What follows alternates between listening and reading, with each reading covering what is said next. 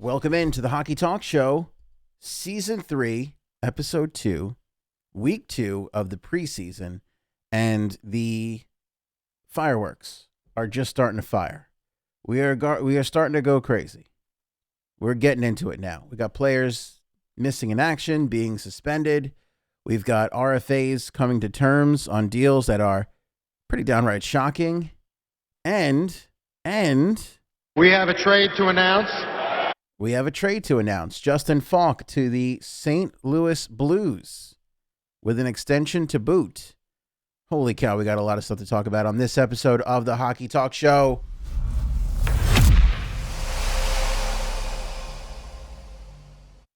Yeah, buddy, welcome in. Nice to have you here, whether you're watching on Facebook or YouTube. Certainly do appreciate you guys being along for the ride.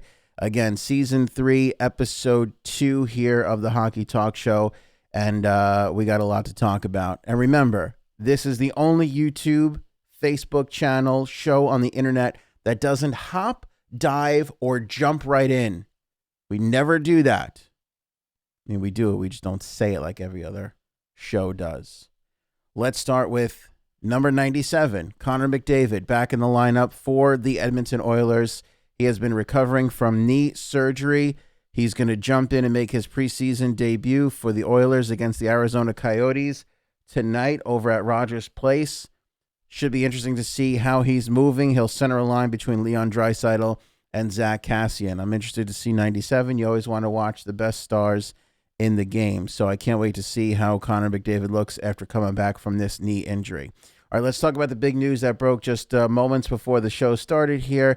Justin Faulk has been traded to the St. Louis Blues. He signs a 7-year extension, just sending ramifications all over the place about everything, especially over there in St. Louis. This doesn't really affect Carolina so much. I mean, we know what they're going to look like, especially on the back end, which looks pretty impressive.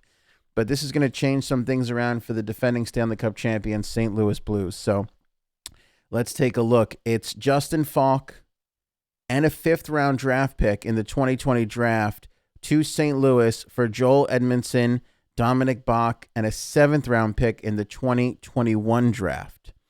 Then Faulk signs, which no doubt this was consummated before the actual trade happened, a 7-year, $45.5 million contract.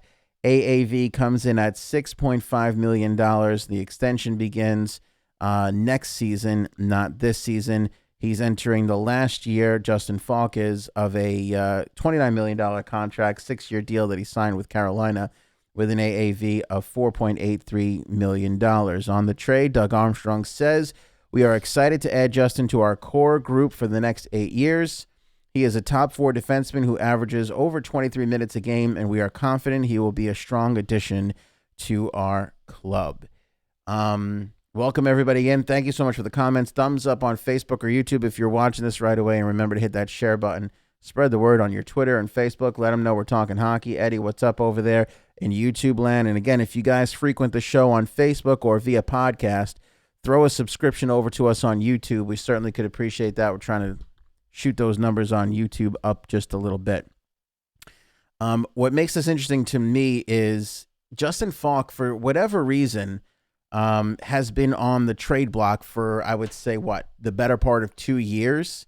You know, what Carolina has done with the bunch of jerks and the, post-game celebrations and everything else, Justin Williams coming in, new ownership, new GM, new coach, new captain, all this stuff has been very interesting, to say the least, to watch.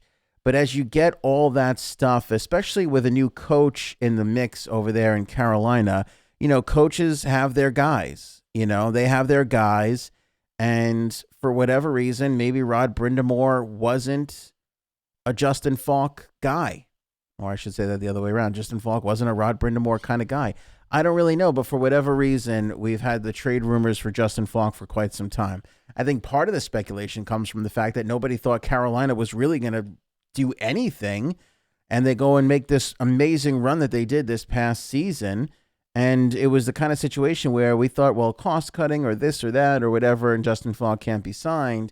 But then kind of makes sense that he would be signed. But I mean, basically, his fate was sealed the moment the Carolina Hurricanes signed Jake Gardiner to the deal that they signed him to. So we knew there was a logjam on defense. We knew that they would move a defenseman out, and they do just that.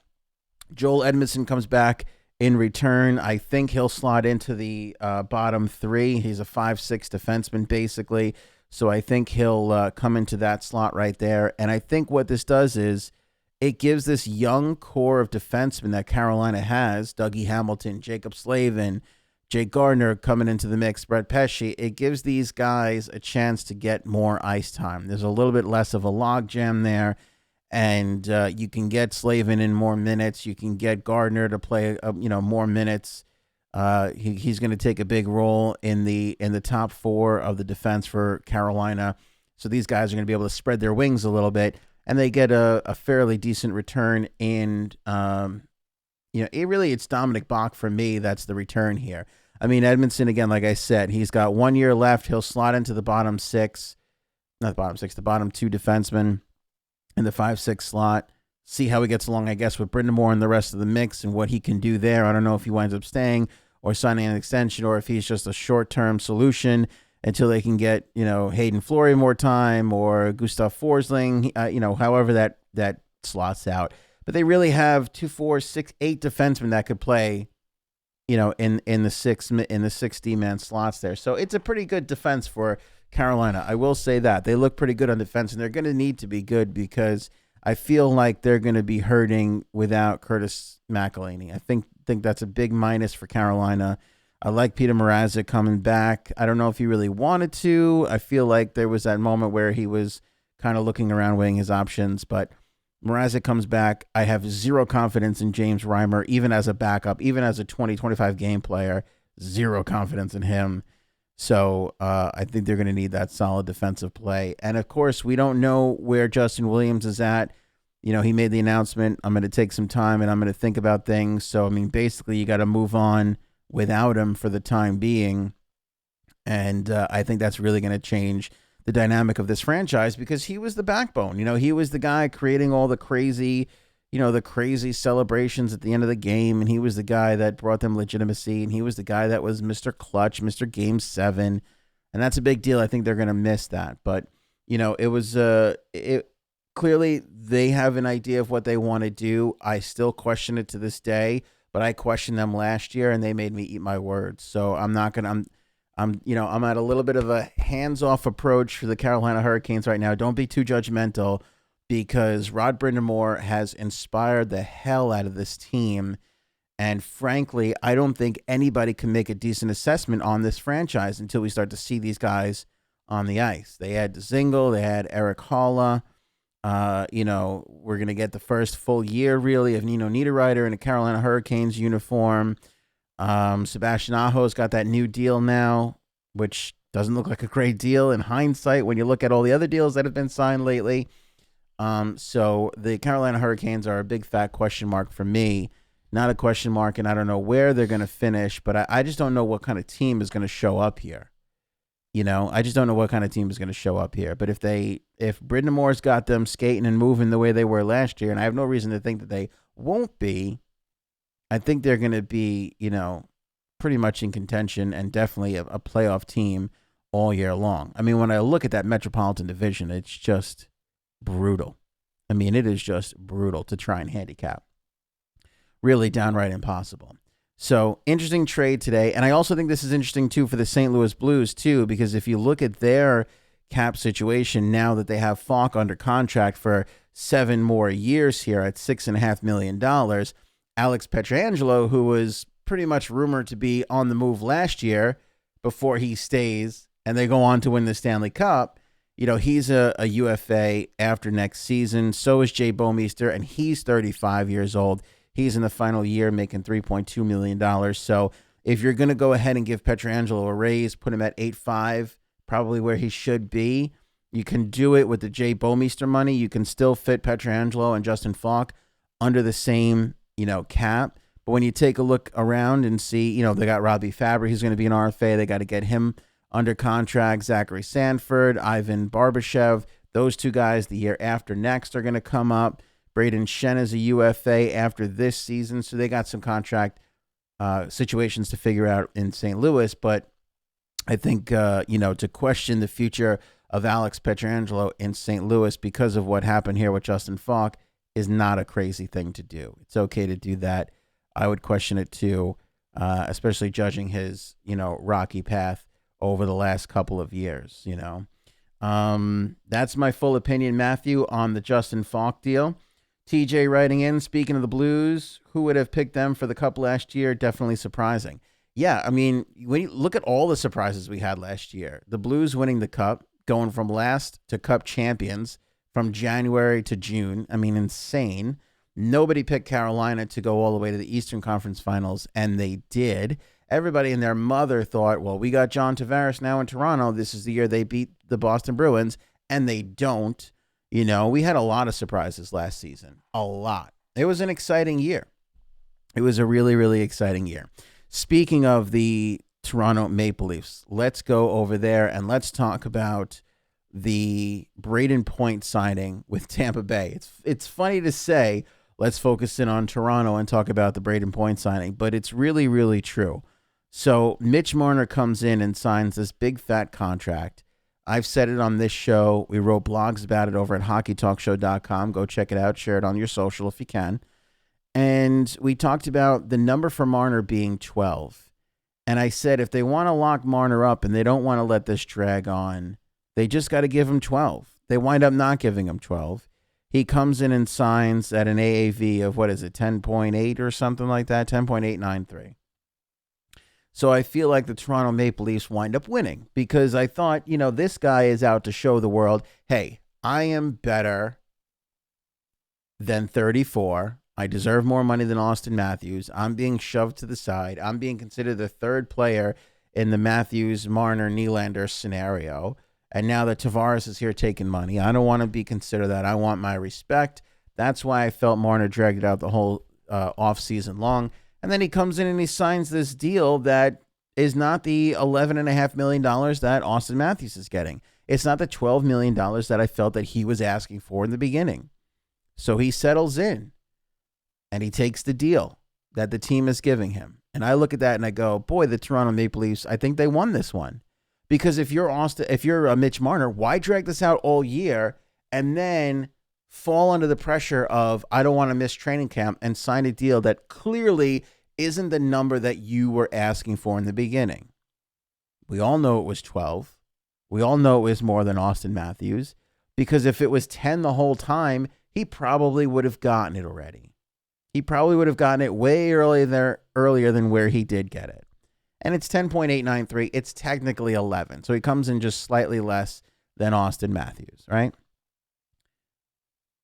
But what's amazing about this, and amazing about hockey, and amazing about commentary, is the world can change on a dime. And the world changed when Brayden Point signed his name on the dotted line. Brayden Point signs a 3-year, $20.25 million contract extension on an AAV of $6.75 million.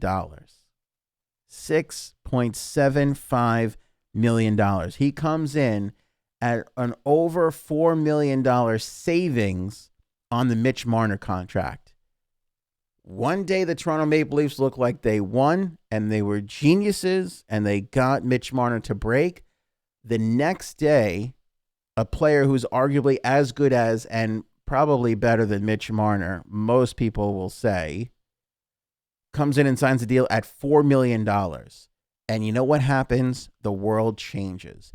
The market fluctuates. The market dictates everything. And the market just said a 94-point young player in RFA status is worth $6.75 million. Timo Meyer's in the $6 million range. Brayden Point's in the $6 million range. What the hell are you doing paying a guy like Mitch Marner 10.893? But, it's not fair. It made sense one day and it doesn't make sense the other day. Yeah, that's what a free market is. Toronto's geniuses one day, idiots the next, right? Last offseason, they signed John Tavares. Wow, these guys are geniuses.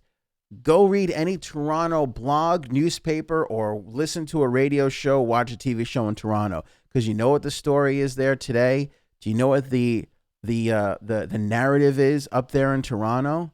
Why do they have $40 million built into just 4 players? Where's our depth on defense?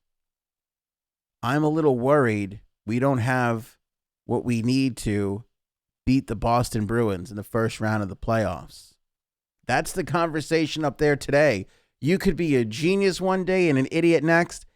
And that's what Kyle Dubas is right now at this very moment. Because when you look at that contract now, they grossly overpaid. But Ant, Tampa Bay has no state income tax. Fair enough. The U.S. dollar, Canada, different market scenario, tax implicate. Fair enough. Fair enough. And Mitch Marner signed a 6-year deal and Brayden Point only signed a 3-year deal. Fair enough. All fair points. You still paid $4 million more for the player per year. You still paid more. Now, that all can change because what's happening now with the RFAs, which is an interesting scenario that nobody saw coming. Absolutely nobody saw. And I really wish we could narrow down and pinpoint. It had to be an agent who came up with this.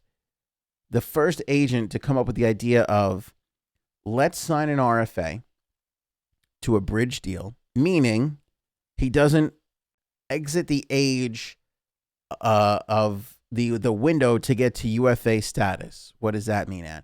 Well, I think the UFAs can go till, let me see. I think it's 27 or 28. It's based on age, right? It's based on age. Talking about Brayden Point right now and his deal and all the RFAs. So if you sign a bridge deal, right, meaning not a max deal that gets you out of that RFA window and into UFA status, they call that a bridge deal.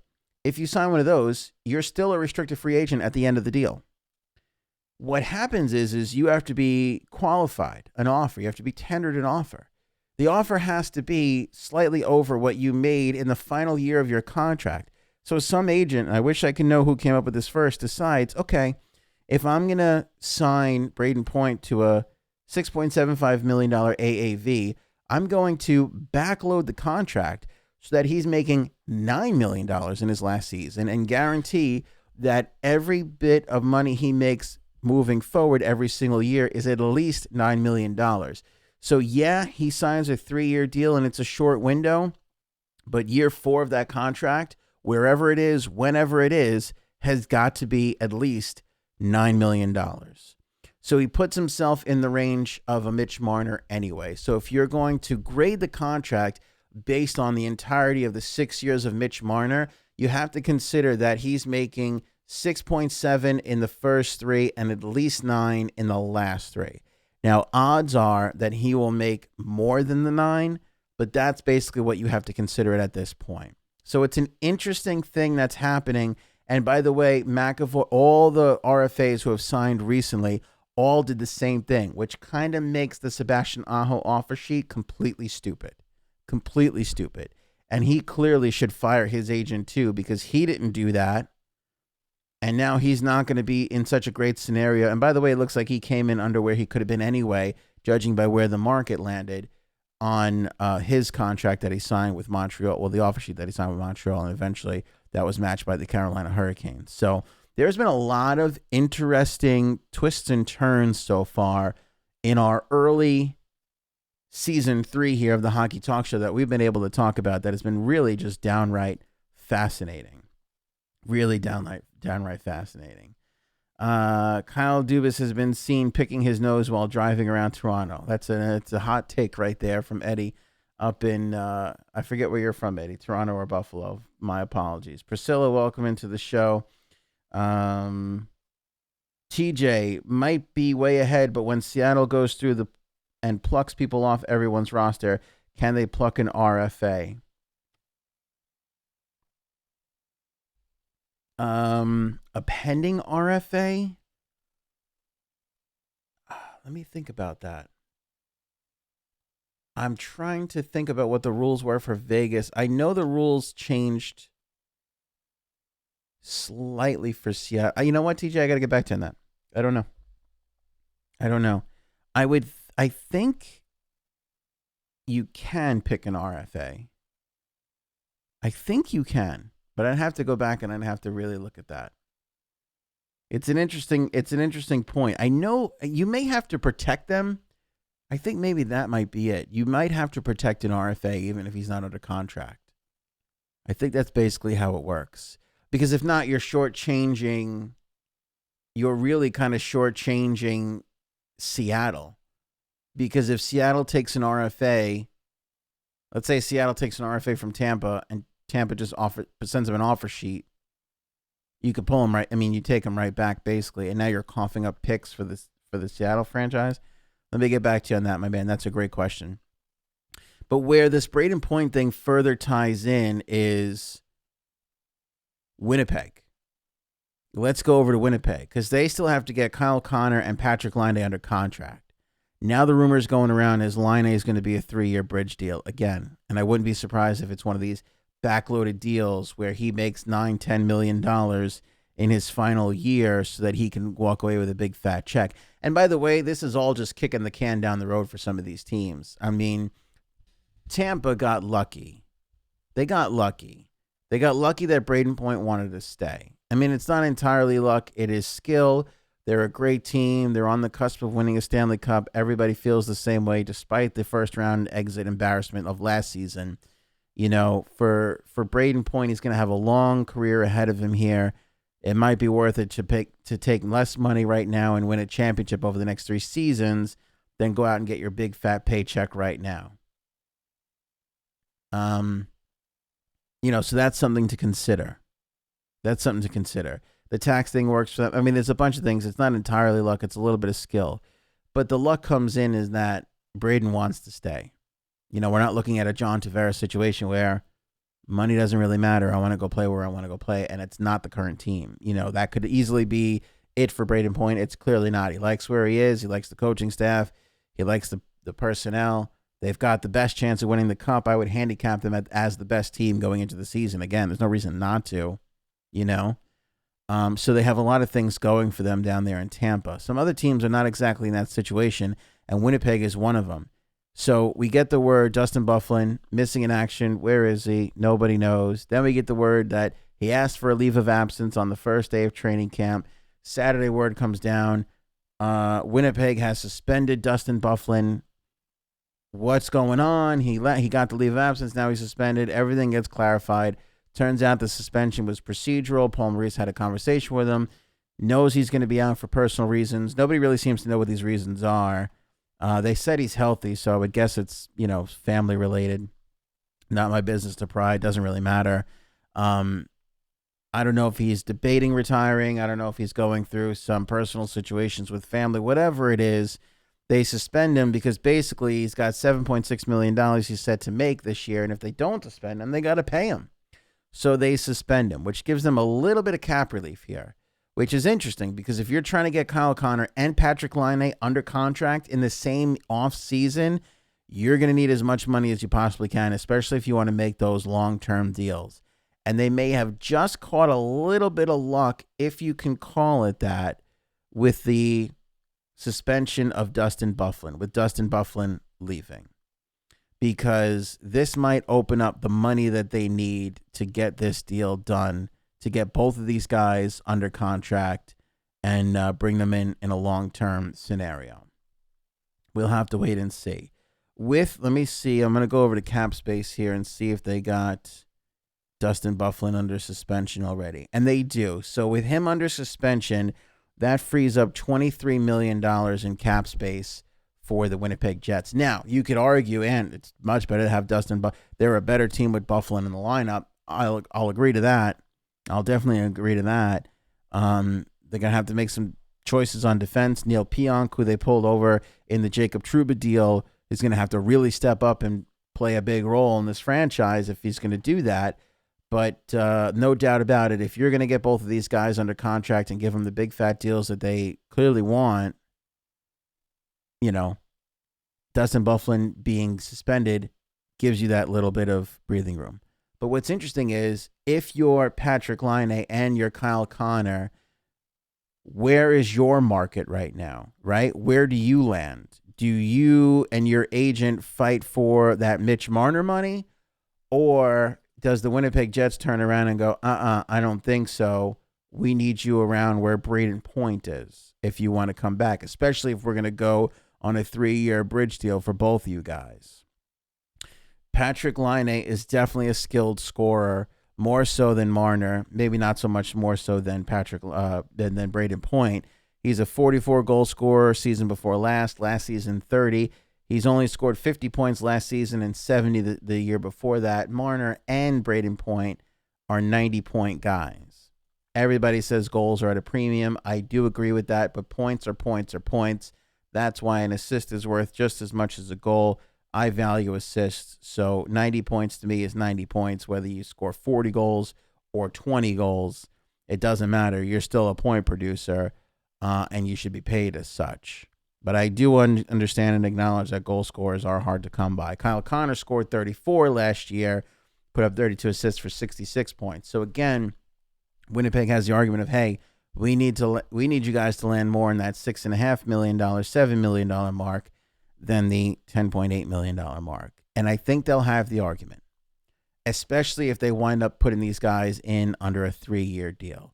Because the only ones really left that are, that all the eyes are on in the league right now is Kyle Connor, Patrick Laine, Matthew Tkachuk, and Mikko Rantanen. Where are these guys going to land? Legitimately, where are they going to land? And I think what's going to wind up happening is that the teams are going to win out as we get closer to the season, and they're going to sign deals closer to Brayden Point, and that Mitch Marner contract is going to look terrible this year. Over the long term, we'll have to see, because, again, if all these guys signed 3-year deals and Marner came in 6 years, it's going to change in those next 3 years of the Marner contract, whatever these guys wind up signing. Do you know what I mean? So we'll see.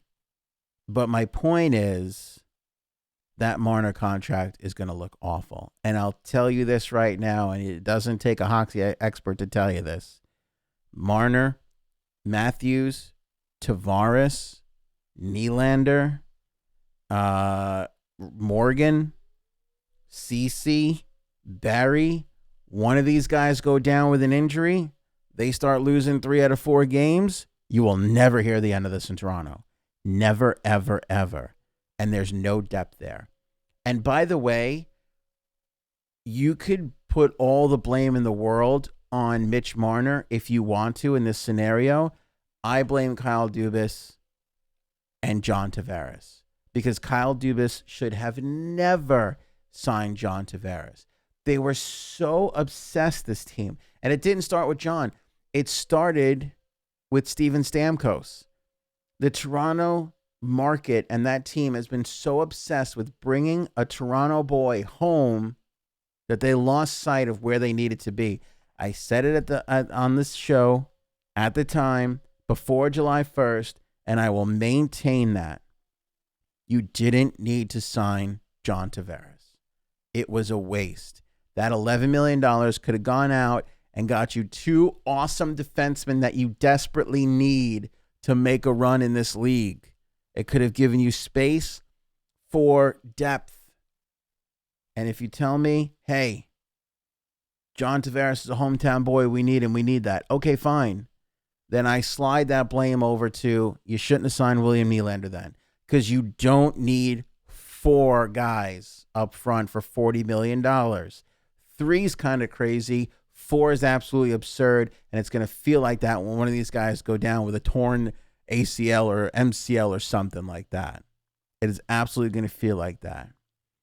Agents for Mikko Rantanen, Patrick Laine saying, we are not close to a deal whatsoever. So I think that those situations are going to continue to drag on, and I think we're going to see a trade here. Let's look at some trade rumors, shall we? Let's take a look around and see what the trade rumors are right now. Bob McKenzie points out that Brayden Point's new contract with the Lightning will affect negotiations between Colorado and Mikko Rantanen, Calgary and Matthew Tkachuk, Winnipeg, Patrick Laine, and Kyle Connor, as I was just saying. The big man, McKenzie points out that Point signing a 3-year deal yesterday with an average value of $6.75 million would be considered too much of a club-friendly deal by the other RFAs. That's absolutely what those players' agents are arguing right now at this very moment. McKenzie points out that Connor's agent dismissed reports claiming that his client was close to a new deal with the Jets, so they're not close. It's believed none of the aforementioned RFAs are closer to signing with their respective teams. The Connor camp would be open to a deal comparable to Timo Meier. The San Jose Sharks winger's new 4-year deal carries an average value of $6 million, but jumps to $10 million in actual salary in the final season. So again, AAV, important. Final year of this RFA deal, we're now seeing super important because it sets you up for the rest of your next couple of deals there. That is huge.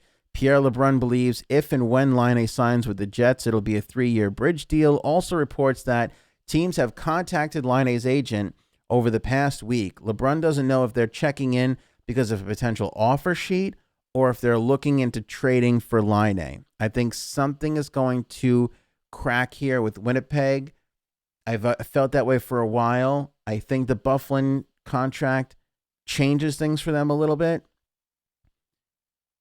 But I think that we're going to see Patrik Laine because he just doesn't seem pleased. He said he didn't like playing on the third line. He was not happy. He said he'd be better if he played on the top line. Paul Maurice took offense to that. There was a whole back and forth there. I just think the relationship is sour. I think Laine goes. Here's the problem with Laine going. It's got to be a trade. Because if you look at an offer sheet possibility, here are the teams that could actually give Laine an offer sheet. I looked into this. The Anaheim Ducks, the Colorado Avalanche, the Columbus Blue Jackets, and the Ottawa Senators. Let's take Ottawa off the mix. They're not going out and spending a lot of money on a guy right now. They are growing and they are, they're coming up. The Ducks need a defenseman in the worst way. I don't know if they need a winger right now. The Avalanche still have to sign Rantanen. I think they have enough room to add Laine. I'm not sure if they want to. They definitely have to sign Rantanen first. That's first and foremost. And if the Blue Jackets want to do it, it totally makes sense from a salary cap space, but they don't have the second or third round pick they need to offer sheet Laine.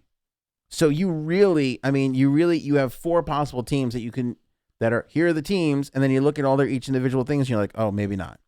So, maybe Anaheim, if they want to do it and then make a trade somewhere else to get that defenseman, move another forward out. But there's not the perfect scenario for Patrik Laine. There's not the perfect scenario for acquiring Laine. You know what I mean? It's just not there. It's going to be difficult for them. And I don't know. I just don't know if we'll see Patrik Laine in a Winnipeg Jets jersey this year. I just don't know. And, the weird thing is, and this sucks for Winnipeg fans, but here was a team that was best in Canada for a long time, kind of knocking on the door. A lot of people picking them to come out of the West. I did for sure over the last couple of seasons. Now, Laine's up in the air. Connor's up in the air. You don't know if you have Byfuglien. You just traded Jacob Trouba. Your back end looks definitely much weaker, especially if Byfuglien's not there. There's a big fat question mark over the Winnipeg Jets right now. A big fat question mark. Finally, I'll leave you with this. Craig McTavish sucks and always will suck. He sucked with the Edmonton Oilers as a coach, totally sucked as a general manager. I know he took him to the finals. I know, but sucked. And he got basically run out of Edmonton when Ken Holland got hired. So he goes all the way over to Locomotive to coach in the KHL, coaches 8 games, gets fired.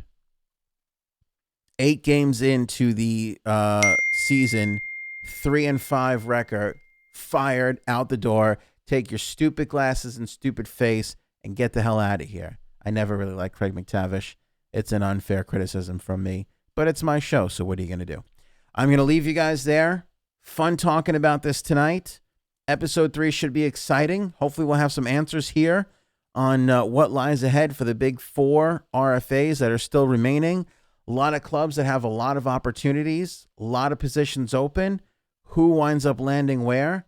And I'd be remiss if I didn't mention that the New York Islanders broke ground on their new home at Belmont Park just yesterday. And it looks like they're going to be ready to go October of 2021 there. That is a good sign for the New York Islanders. We'll get closer to October 4th. We're going to break down the divisions, break down the teams, see where they're going to wind up. We'll make our predictions that we'll obviously laugh out by the time we get to midseason. Let's not forget, last place in January, Stanley Cup champions in June. Nobody predicted that whatsoever. So we'll do our predictions preseason here as we get closer. I'm just kind of waiting to see. I want to do that show closer to October 4th when we know what all the lineups are going to be like. I mean, how can you talk about the Colorado Avalanche and the Winnipeg Jets and where they're going to fall when they have all these things up in the air still? So let's let camp go, but we'll follow the rumors for sure. We'll talk again really soon. Again, don't forget to share on Facebook and YouTube. Subscribe on YouTube. Let's get those YouTube numbers up. Let your friends know at work, at your local hockey leagues, at your local watering holes. Show them the hockeytalkshow.com. Let them know that we talk the hockey here and to follow us along. And I'm looking forward to a huge season 3. Thanks so much for the comments. I'm sorry I can't get to all the questions tonight. We're in a quick one in and out here this evening, but we'll definitely get to more on the next show. I will see you guys. Have a good one.